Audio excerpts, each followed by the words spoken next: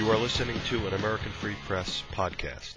Joining me on the line is Michael McPherson, the Executive Director of Veterans for Peace and the co-chair of the Don't Shoot Coalition. Michael, thanks for joining us today. Sure. Thank you.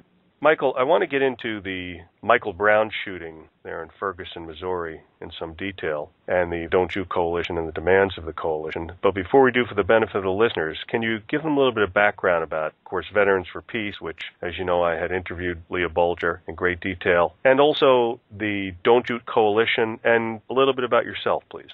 Sure. That's a lot. So Veterans for Peace was founded in 1985 by a number of veterans because they were concerned about nuclear proliferation, the arms race between the Soviet Union and the United States, and also U.S. intervention in Central and Latin America, but mostly Vietnam-era veterans.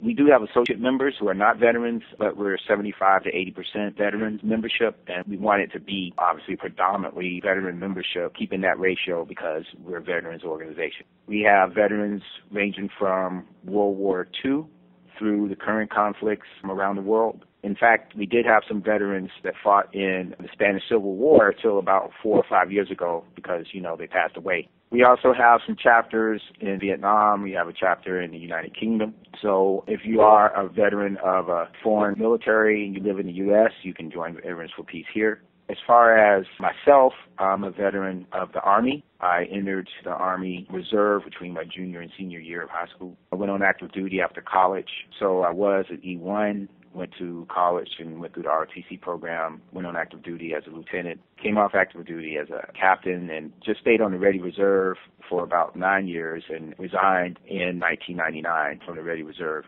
So I have 5 years active, 5 years of reserve time. I fought in what they call the First Gulf War. I was in the 24th Mechanized Infantry Division. And I'm from Fayetteville, North Carolina, where the 82nd Airborne is, Fort Bragg. A lot of my family served in the military, so I have a long history of being around the Army and certainly respecting military service and respecting troops. I'm just really concerned with how troops are used, and I think our foreign policy is one of trying to control much of the world, and I just don't think that's a good idea. And it can certainly be the downfall of this nation in the long run, so I'm really, really concerned about that. Yeah, I think a lot of people are. That's good. Yeah. That's good. I hope so. The Don't Shoot Coalition are a number of local and a few national, but mostly local St. Louis organizations, some that sprung up as a result of the crisis after Michael Brown was killed by Officer Darren Wilson. But most of the people, organizations have been around for some time. We have unions like SEIU and union-affiliated organizations like Jobs with Justice. We have African-American-based organizations like the Organization for Black Struggle and Urban League. We have faith-based organizations and churches. We have peace organizations like Veterans for Peace or the Peace Economy. It's a very broad spectrum of civic organizations involved because they realize that this moment, regardless of if you feel like Darren Wilson killed Michael Brown because he was protecting himself or for other reasons, that we're in a crisis moment and that tensions in the community were surfaced by this incident and they need to be addressed. So people have come together who care about the St. Louis area and its future and want to address these issues because they believe you can't have prosperity and peace without justice. So that's where we are. The Don't Shoot Coalition just sprung up because of the Michael Brown killing. That's correct. In the wake of the unrest that resulted from it. If there had not been the unrest, we wouldn't even be having this conversation. So really the unrest is what spurred everything. Okay. And you're an African American or black, however you want to call it. Yes. Okay. With this shooting, of course, you said that regardless of how you want to think about the officer handled this matter, is there a grand jury being convened right now, or it's about to be convened? Right. Grand jury's been convened, and I'm not sure when it was convened, but it's definitely been going on for the past 2 months. And that's the big wait right now, where everybody's on pins and needles as to when the announcement of the grand jury findings will be given, and of course, what will be the response of local residents. If there's not an indictment, how will people respond? If there is an indictment, there'll be celebration on at least some people's parts, and other people will be upset about it. So there's just a big concern about, what's next. Okay, and what are the local demands, I guess, of the Don't Shoot Coalition? So there's a couple of things going on right now because of the concerns about the outcome of the grand jury. And what we're doing as a coalition is preparing for the response. By that, the community response, we want to make sure that the response is constructive and moves us in a positive direction. And from our perspective, a violent, rebellious response won't be constructive. And so I want to just clarify for the listeners in terms of how, myself anyway, thinks about the uprising that took place initially. People wanted to characterize it as being a riot, and a riot is when people do property damage because of a football game win, a basketball game loss, or a pumpkin festival or something like that. But when communities express outrage and frustration after state violence or a great injustice, that's a rebellion. Those are two different things because they're totally motivated by two different things. You can also have a violent rebellion, or you can have a nonviolent rebellion or a nonviolent resistance. And for the past 90 days or so since Michael Brown's killing, the vast majority of actions that have been taking place by activists around the region have been nonviolent, or you would have seen a lot more of that kind of thing on TV, and you haven't. So I think listeners need to understand that this idea, which is permeating the region right now, that there is definitely going to be a violent response and that the protesters and activists are lawless and unruly and all that, it's just not the case. A vast majority of the actions, as I said, have been nonviolent actions and in the tradition, an American tradition, of taking to the streets and demanding redress. And that's what Americans do, and that's part of change. There's not ever been real change. In Washington, D.C., they talk about elections bring change, but elections don't bring change. People bring change. And the changes that have happened in this country happen through people being active, people organizing people and making themselves visible, and that pushes the political system. So we're just doing what Americans do. There might be some violence, and the idea from the coalition is to model the long-standing tradition of how Americans change things and hopefully pull any negative energy of violence into positive energy of the kind of activities that we're doing. So that's kind of a plan we have, is to be as visible and active as possible to model that type of behavior. Okay. What are you guys actually asking for? Oh, yeah, I'm sorry. So in the short term right now, because of the crisis, we have these rules of engagement in terms of how the police interact with protesters to try to de-escalate any tensions between the two. We would like the prosecutor's office to give the community prior notice of when the announcement will be made so the community can get ready for it. And we have some safe spaces where people can get away from any of the actions that are taking place, and we're asking the police to respect those places.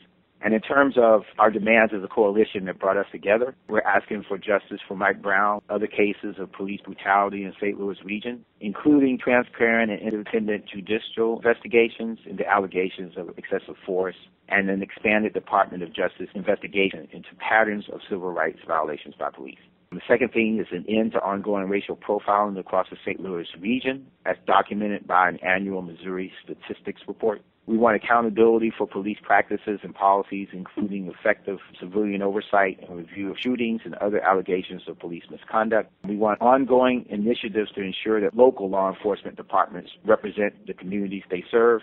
And we are also commit ourselves to supporting efforts that lift up youth, provide leadership development, and promote the vote so that our democratic institutions appropriately represent all segments of our communities. That can be found on our website, don'tshootstl.org. You're aware of what's going on in the news as far as the autopsy report and, of course, the video of Michael Brown in the convenience store. You folks are on top of that stuff. Is there any fault on Michael Brown's end as far as the coalition is concerned, or are they not really addressing that? So I'll say the coalition isn't necessarily addressing individual things like the video, things of that nature. I'll say that we can't hear what's going on in that video, and no one really knows exactly other than the people. And there hasn't been a lot of, I haven't seen, maybe there has been, but I haven't seen an interview with the people involved explaining what was going on. So obviously the video is not a good video in terms of Michael Brown's conduct. But then we have to look at what people in the region are saying. Should Michael Brown be dead based on what that video showed? Because that definitely didn't show a confrontation between the police officer and Michael Brown. Now, in terms of the confrontation between Michael Brown and the police officer and the forensic evidence, a lot of people in the news said it supports the police officer's story, which is true. But it also supports Dorian Johnson's story, which both the police officer, Darren Wilson, as far as the testimony that's been leaked, and Dorian Johnson, who was Michael Brown's friend who was walking with him, both of them said there was a struggle in the car between police officer and Michael Brown. So as far as I can see, the forensic evidence supports both stories and doesn't undermine either one. So for us, the issue is that Michael Brown was not armed, and that multiple witnesses, including witnesses who have nothing to do with the Canfield community, that were just there to fix something in the apartment complex, said that his hands were up. So apparently his hands were up. And there should be at least a trial so that all this information can be put out in the public eye and that, a jury can make a decision. That's what we generally would like to see, just a trial, and then that's following the judicial system. We're concerned with the issues that have surfaced as a result of Michael Brown's killing. The lack of accountability, lack of transparency, just the police relationship with the community and how the police polices the community. A lot of things have been uncovered, and in fact, there's been some reforms that have been put into place and also continued negotiations. So that seems to me make it clear that there were some changes that were needed. So we want to continue on with making those changes. Is there, you think, a lot of racism in the St. Louis, Ferguson area? I'd say yes. I would say that our country, which I care about a great deal, that's why I do what I do, because if I didn't, I would just go somewhere else or just chill out and, drink beers and watch TV. Which I do that too, but I do struggle to make things better. So I care about my country a great deal. But we do have a history of slavery and a history of taking land from Native Americans. And, we have a history that we're still working through. So this, for me personally, is not about demonizing the country or the St. Louis region as much as, just like anything, when you have a past, it shows up in the present. And in order to make the future better, you have to work on those things. So, yes, there is a great deal of racism in the region. There's many places around the country, so I don't want to single out St. Louis.